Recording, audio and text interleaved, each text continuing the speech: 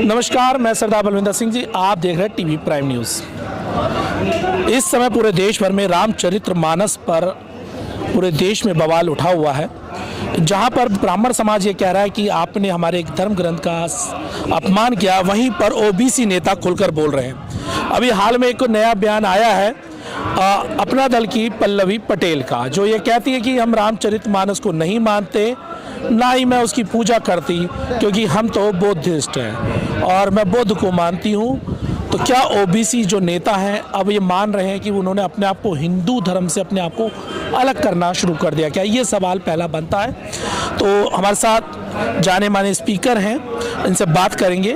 सबसे पहले चैनल पे आपका स्वागत है। और ये जो बयान आ रहे हैं, हमने देखा, चाहे स्वामी प्रसाद मौर्य हो या बिहार के मंत्री हों और उसके चंद्रशेखर जी हों, उसके बाद अब पल्लवी पटेल, क्या लग रहा माहौल? क्या अब हिंदुत्व जो आरएसएस का एक एजेंडा था, उस पर एक बड़ी चोट लग रही है? देखो, आरएसएस का एजेंडा बस एक ही जाति को लेकर हमेशा रहा है। उसी के तर्ज पर ये केंद्र सरकार जो है वो काम कर रही है। ये केंद्र सरकार जो भारतीय जनता पार्टी की जो सरकार है, वो दिल्ली से नहीं बल्कि नागपुर के संघीय कार्यालय से चल रही है, और जो आदेश आता है वही कार्य होता है। और आपने देखा होगा समय समय पर जो डिसीजन लिए गए हैं सदन के अंदर से, वो कहीं ना कहीं एक पंथ और एक समुदाय को लेकर, एक जाति को लेकर लिया गया है। आपने जब 10% आरक्षण की बात कही गई थी सदन के अंदर, जब बिल लाया गया था, तो उस समय भी देखा होगा आपने कि पूरा सदन, अचानक से तो आया नहीं, पूरा सदन एकजुट होकर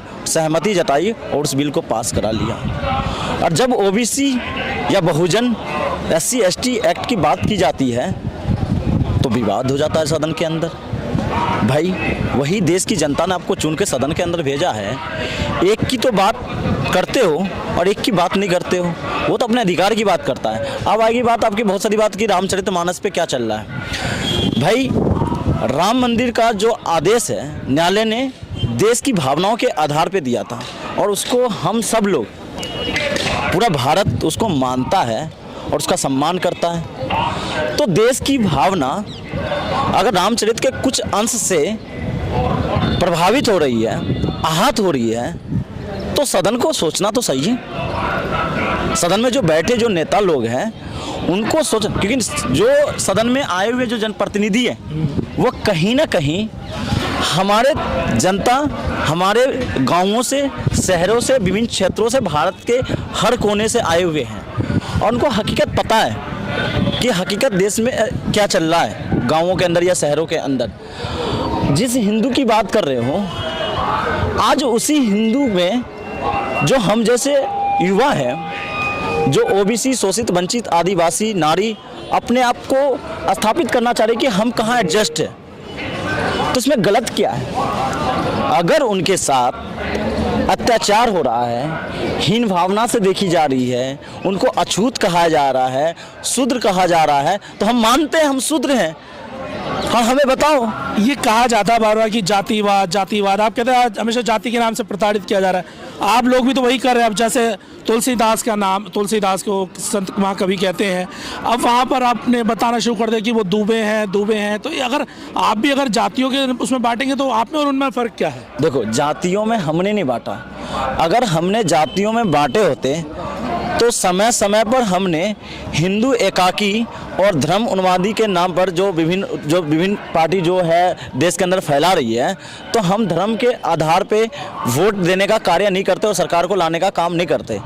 लेकिन हमको क्या कहा जाता है कि धर्म के नाम पर देश में शांति बैठेगी। कहने का मतलब आप समझ रहे कि धर्म एकाकी लाओ, देश में शांति आ जाएगी। लेकिन जब से संविधान आया है, जब से शासन और प्रशासन में और विभिन्न इंस्टीट्यूशन में हमारे कुछ लोग आने स्टार्ट हुए हैं, तो इन लोगों के पता नहीं पेट में गुदगुदी सी हो गई है कि मेरा अधिकार, जो 10% लोग हैं, मैं सबकी बात नहीं कह रहा हूँ, और 10% लोगों में कुछ लोग ऐसे हैं जो शिक्षित हैं, वास्तविकता को जानते हैं, तो वो लोग खिलाफत नहीं बोलेंगे। हम तो उन कामेश्वर कुशवाहा की बात कर रहा हूँ जिन्होंने ये कहा था 100 में 90 भाग हमारा है और हिस्सा लेकर रहेंगे, क्योंकि 100 में 90% हमारी है। तो 90% को अगर देश के अंदर आहत की जा रही हो भावनाओं के आधार पे, तो वो सवाल तो उठाएगा ही। सवाल तो ये भी बनता है ना, जब अखिलेश यादव जी, उनकी पार्टी के जब ये नेता बोलते हैं कि भाई रामचरितमानस में जातिवाद फैलाने की बात करते हैं, लेकिन जब अखिलेश यादव की सरकार होती है तब तो बड़े जाके सारे कर्मकांड करते रहते हैं, लेकिन जब सत्ता चली गई, हिंदू एकता के नाम पे इकट्ठा होने लगा, तब दर्द शुरू हो गया कि कैसे करके ये हिंदू का राग को तोड़ा जाए ताकि 2024 में भाजपा को रोका जाए। सुनिए, हिंदू की राग को तोड़ने की जो बात कर रहे हैं, हिंदू आप बताइए कौन है? हिंदू में वो तमाम जातियां हैं जिनको आप मंदिर में ना जाने देने की भी बात होती रही है। और कहीं हम तो ओबीसी को कब रोका गया? सुनिए, ओबीसी को अखिलेश यादव जी को रोका नहीं गया पिछले 2-4 दिन पहले? तो लगे रहते हैं हर समय, हवन में लगे रहते हैं, कितनी सारी पिक्चर सुनिए, हवन करने से, और अभी देखिए जब वो जा रहे थे मंदिर का दर्शन करने के लिए जा रहे थे, तो वही कुछ हिंदू वाहिनी के कुछ गुंडा थे, उन्होंने मंदिर में जाने से ही रोक दिया। तो अब कहाँ में हिंदू में एडजस्ट अखिलेश यादव जी भी करते हैं, उनको भी सोचने में मजबूर हो गया। तो कारण है ना, जब वो अपने मंत्री को नहीं रोक पा रहे, अपने नेता को नहीं रोक पा रहे, जो कह रहे रामचरितमानस जातिवादी है, तो वो तो विरोध होगा ना। और अपने घर के बाहर लिखवा रहे हैं, अपने ऑफिस के बाहर लिखवा रहे हैं कि भाई मैं भी शूद्र, मैं भी शूद्र, मैं भी शूद्र। शूद्र अभी याद आया? तब से इतने सालों से जब तक सत्ता का चाशनी चाट रहे थे तब उन्हें शूद्र याद नहीं आ रहा था। शूद्र उन्हें याद नहीं आया, उन्हें याद दिलाया गया है कुछ नेताओं को। हालांकि इन जनप्रतिनिधियों की गलती है कि वो जनमानस की आवाज़ उन्होंने पहले सुनी नहीं और पहले उठाने का काम नहीं किया वोट की राजनीति के चक्कर में। पूरी बात ये है, अब उन्हें याद आया, उन्हें याद दिलवाया गया है, और उन्हीं नेताओं ने उनके तमाचा मारने का काम करा है तथ्यों के आधार पे। कैसे? जब विभिन्न क्षेत्रों में जातीय असमानता फैली और जातीय विविधता के नाम पर उन्हें देखा हूँ शासन और प्रशासन जो बड़े बड़े ओहदे पे बैठे हुए हैं, और यहाँ तक कि सदन में ये लोग जो बैठे हैं उनके साथ जब अनहोनी हुई, तब उन्हें याद आया कि यार हिंदू को हिंदू से ही खतरा है। तो उन्हें याद आया, जब तक उनके साथ कुछ घटना नहीं घटित हो रही, तो वो कह रहे थे चलो हम भी चलते हैं आरएसएस के साथ, आरएसएस ही हमारी नैया पार लगाएगा। तब आपको दिखा नहीं था जो लोगों के साथ क्या हो रही थी, अनहोनी हो रही थी।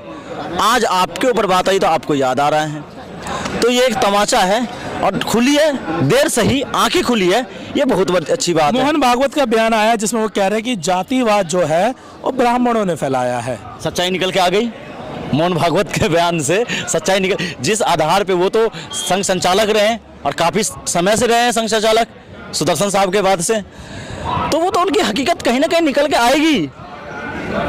अब हम हैं, कहीं मैं भी जाता हूँ, मैं किस विचारधारा से हूँ और किस विचारधारा से मैं पर्यटन करता हूँ और किस विचारधारा ने मेरे माइंड में फीड है और मैं किसको फॉलो करता हूँ। वो तो ये कह रहे हैं ना कि भगवान ने जातिवाद नहीं फैलाया, एक जाति ने जातिवाद फैलाया, तो आप भगवान का विरोध क्यों कर रहे हो? हम भगवान का विरोध कभी करा है हमने? क्यों? रामचरितमानस में तो लगातार आप विरोध कर रहे हो। रामचरितमानस किसने लिखा है? तुलसीदास जी ने लिखा है। और तुलसीदास जी, आपको ही पता होना चाहिए, अकबर के समकालीन थे, उस टाइम मुगल का शासन भी था, आपको पता होगा उस टाइम पे तुलसीदास के समय। तो तुलसीदास के समय अगर मुगलों ने हिंदू पर इतना अत्याचार किया था, तो मुगल के खिलाफ क्यों नहीं एक भी चौपाई लिखी गई? इस पे सवाल क्यों नहीं उठता है? मैं तो यही सवाल उठा रहा हूँ। अगर हमारे हिंदू धर्म का इतना अपमान हो रहा था मुगल के शासन में, मैं ये मत समझिएगा मैं मुगल के साथ हूँ। जो देश पे अत्याचार किया है, जो पंथों पे अत्याचार किया है, जो जातियों पे अत्याचार, उनसे सवाल करना चाहता हूँ। अगर मुगलों ने, हमें तो पढ़ाया जाता है कि देखो आज तुम हिंदू एका बना है तो हमने मुगलों से आज़ादी दिलाई, क्षत्रिय ने आज़ादी दिलाई है, इस ब्राह्मणों की वजह से हुई है। तो मैं तो आपसे ये पूछना चाहता हूँ कि उस तुलसीदास जुबे की चौपाई कहाँ है मुगलों के खिलाफ? क्यों नहीं लिखा था उन्होंने? और मैं तो ये कह रहा हूँ, रामायण की 400 प्रतिलिपियाँ कहाँ से आ गई भाई? और मैं तो ये कह रहा हूँ, जितना मैं रेफरेंस में जाता जाऊँ ना, वर्ण व्यवस्था और जातीय व्यवस्था मुझे उलझा दे रही है। मैं मोहनजोदारो पे जा रहा हूँ तो वहाँ भी कुछ और निकलता है मुझे, मोहनजोदारो में भी कई आ जाती है, मुझे कई सभ्यता निकल के आ जाती है। तो मैं जब रेफरेंसेस को पढ़ता हूँ ना, तो मुझे हकीकत कुछ और दिखता है, तथ्य कुछ और निकल के आता है, और मैं सत्य और मिथ्या में उलझ जाता हूँ। है क्या? और सत्य मिथ्या की लड़ाई आज तक भारत में। और मैं तो कह रहा हूँ, आप सत्य और मिथ्या में उलझने की बजाय आप संविधान पे चलो ना। भारत को आज़ादी मिली थी जब हमने कई गुलामी झेला, हमने मुगलों की गुलामी झेला, हमने हमने डचों की गुलामी झेला, हमने अंग्रेज़ों की गुलामी झेला। उसके बाद जब हम आज़ाद हुए, हमारे फ्रीडम फाइटर्स ने हमें आज़ादी दिलाई। हमें भगत सिंह और सुभाष चंद्र बोस ने जितनी उन्होंने परेशानियां झेली, उनके बावजूद हम लोगों ने आज़ाद हिंद फौज के माध्यम से हमने आज़ादी ली। और आज़ाद होने का मतलब ये था कि हमें कॉन्स्टिट्यूशन ने ये राइट दिया, अभिव्यक्ति की आज़ादी का राइट दिया, हमें शैक्षणिक आज़ादी दिया, हमें हर चीज़ का आज़ादी दिया। तो उस कॉन्स्टिट्यूशन को ही मानने से कुछ लोग इनकार कर देते हैं, तो हम सब लोग सवाल तो उठाएंगे ही भाई। क्योंकि हमें जो जितना राइट्स हमें मिला है, जितना अधिकार हम मानवाधिकार जितना मिला है, इस कॉन्स्टिट्यूशन की वजह से ही मिला है। और आज कुछ लोग शासन और प्रशासन में आज अपना रिजल्ट दे रहे हैं और अपनी जो भागीदारी दे रहे हैं नौकरशाह के रूप में या सदन में दे रहे हैं, तो इस संविधान की वजह से ही तो दे रहे हैं। और संविधान की वजह से ही मैं अभी आज बोल रहा हूँ और आपके हाथ में माइक है। अगर संविधान नहीं होता तो देश चलता नहीं। लेकिन उसी संविधान को अगर तोड़ने की बात आज करी जा रही है, तो हम बात करेंगे भैया इस रामचरितमानस और ग्रंथों पे मत चलो। यहाँ हर धर्म के लोग हैं, हर जाति के लोग हैं। मजहब और जाति और पंथ में अगर उलझ के रह जाओगे तो देश की उन्नति नहीं होगी। देश की उन्नति होगी आर्थिक व्यवस्था का कैसे सुधार किया जाएगा। देश की उन्नति होगी जिससे हमारे शिक्षण संस्थान है उसको कैसे विश्व पटल पर ले जाए। देश की उन्नति जब होगी जब हम रोजगारों की बात करेंगे। देश की उन्नति जब होगी जब हम युवाओं में स्किल्स की बात करेंगे, डेवलपमेंट की बात करेंगे। अगर हम इन चीज़ों में उलझा के रह जाएंगे तो उलझाने वाला तो मुगल भी आए थे, हमें उलझा के चले गए। मुगल आए तो उलझा के चले गए। हमें बहुत सारे ऐसे लोग आए जो हमें उलझाते चले गए और हम उलझते चले गए और फिर से उसी पतल पे आ गए। तो उसमें और आज में क्या विविधता रह जाएगी, आप खुद समझ लीजिए। यही बात है कि रामचरितमानस का विवाद शुरू हुआ और जब बाद में ओबीसी नेता भी रामचरितमानस के विरोध में खड़े हो गए, उसके बाद मोहन भागवत को आना पड़ता। और वो ये कहते हैं कि कहीं ना कहीं जो जातिवाद ब्राह्मणों ने फैलाया वो देवी देवता या भगवानों ने नहीं फैलाया। तो आपको क्या लगता है कि क्यों ऐसा कहा गया मोहन भागवत के द्वारा? क्या 2024 के लिए जो तैयारी चल रही है उसको एक बड़ा झटका लगा जिस कारण ये बयान आए? ये सोचने और समझने की बात है। अगर वीडियो पसंद आए वीडियो को लाइक कीजिए, चैनल अब तक सब्सक्राइब ना किया चैनल सब्सक्राइब कीजिए। मैं सरदार बलविंदर सिंह, टीवी प्राइम से, धन्यवाद।